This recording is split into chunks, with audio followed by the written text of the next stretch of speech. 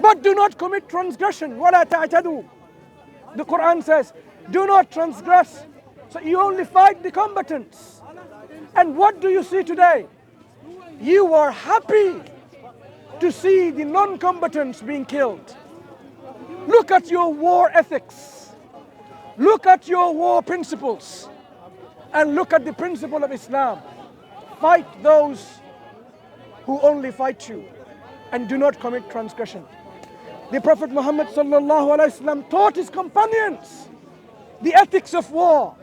Abu Bakr radiallahu anhu, one of the closest companions of the Prophet, the first Khalif of Islam, he commanded his armies that when you go in battle, be wary, be aware of these 10 things. Do not kill women. Do not kill children. Do not cut down the fruit-bearing trees. Do not destroy the land inhabited by people.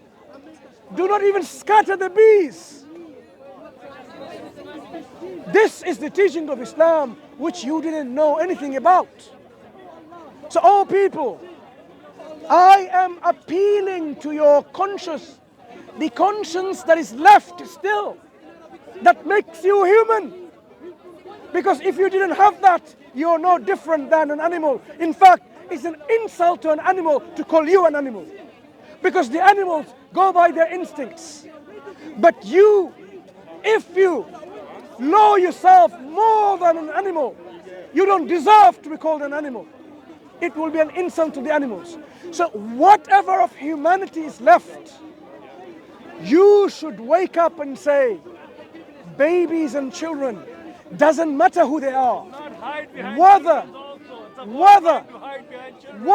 you are an Israeli baby or a Palestinian baby, your worth is the same.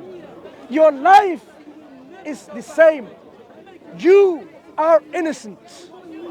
So those people who made you to differentiate between the life of an Israeli baby and a Palestinian baby, they have conditioned you, programmed you in such a way that you don't even realize.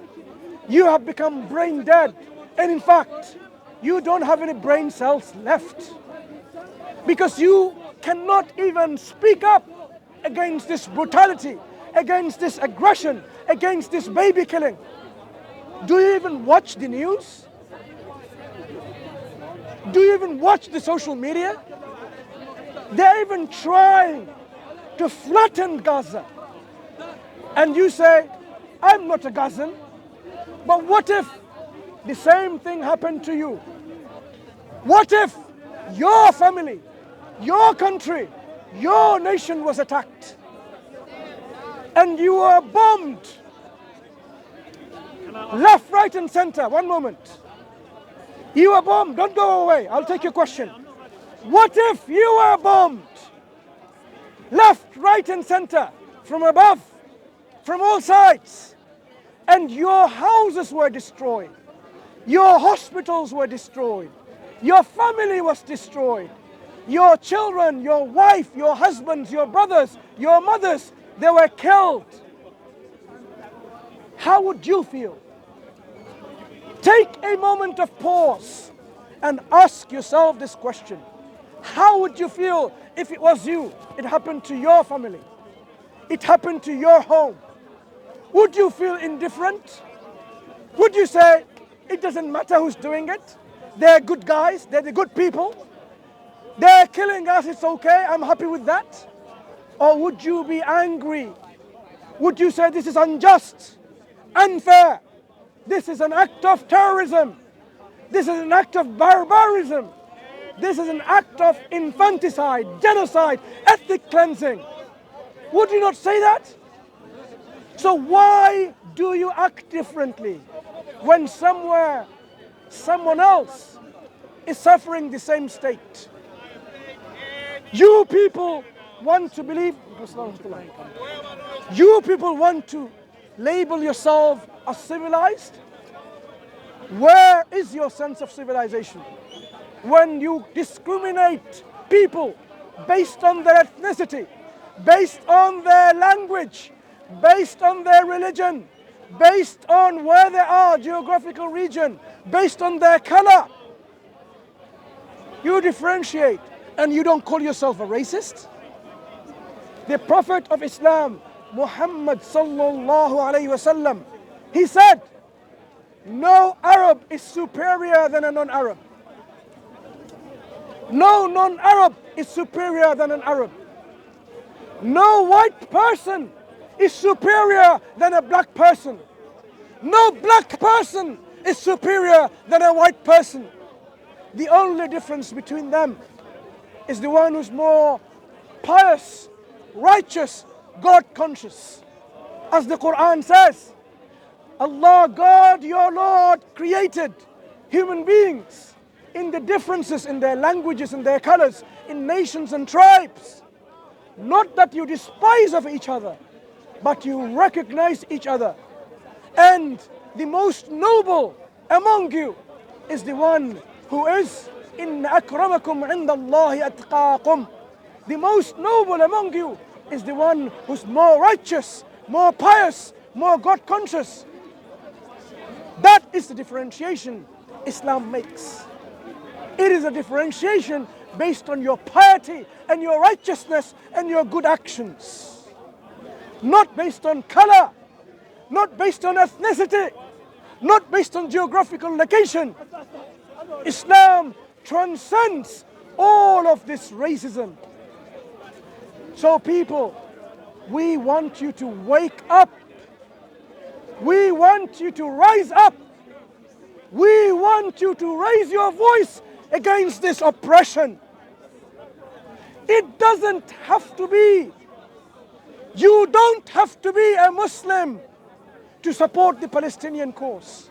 You only need to be human.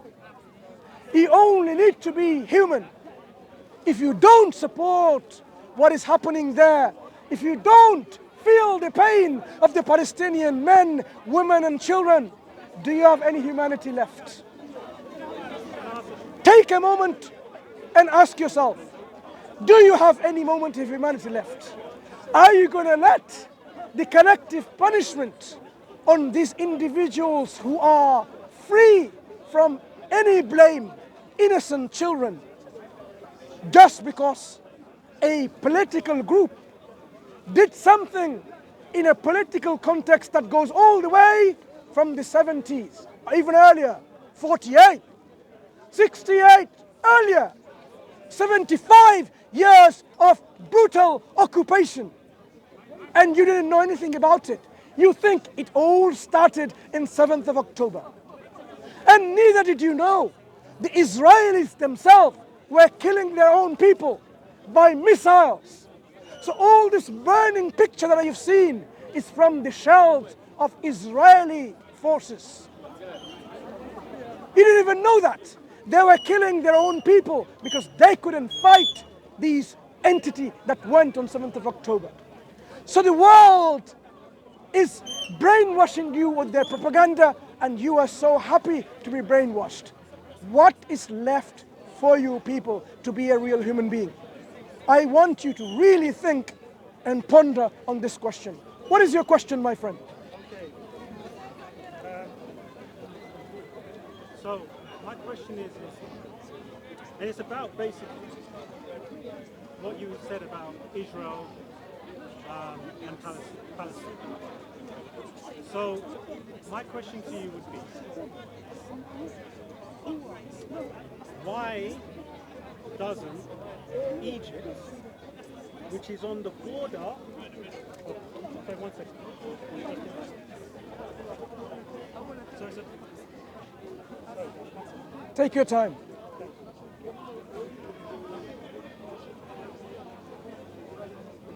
Okay, I introduced myself. Just do it properly. That's okay, that's okay. Yeah, no. That's okay.